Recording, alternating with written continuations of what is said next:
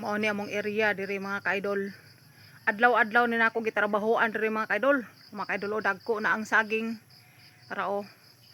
Kining area ha mga kaidol.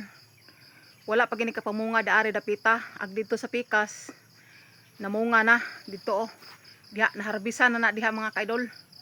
Nya karon naataron diri kay natrabaho na punta. Pero ana oh. Yan indot kay ang area to sa pikas oh. Ito oh. Nara. Yung lugar mo ni lugar nga Tagaytay. O nindot kay patag kay na diha sa una sagingan man na diha mga kaidol. Pero karon girulats na siya gibalayan na. O di ba? Nindot na kay sugod nag mga gibut pangbutangan ng mga balay mga kaidol oh. O tusunahan tora. Diha na balay diha. O. Nya dire sa gilid amo aning sagingan. Mao ni gitrabaho namo kada adlaw. Oo, di ba?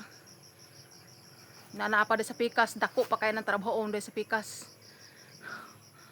Mao ni among sagingan diri nga murag sobra tuig.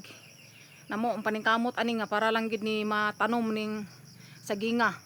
O karon nag-harvest na gid diha, diha. Giharbisan na diha sige. Wa sunod bulan harvest na puta diha. Basta magkugi lang gid ta. Naagi tay ma-harvest makakaon gid ta. Atong mo pa nga buhi manggod ing ana ra gid na kada adlaw.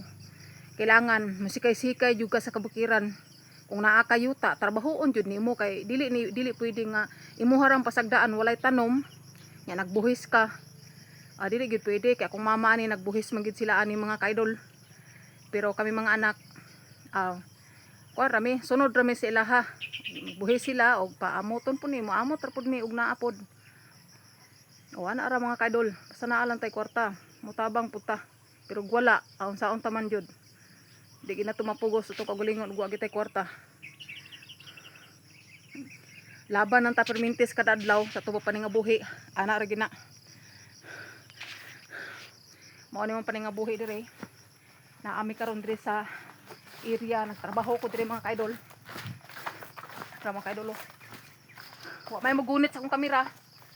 Asar to kung magbasay. Nawala. Ay to dito di ay. Diha ta mga kaidol. Diha. Diha mo na tong hingluan karon. Ano? Bitin bagnota.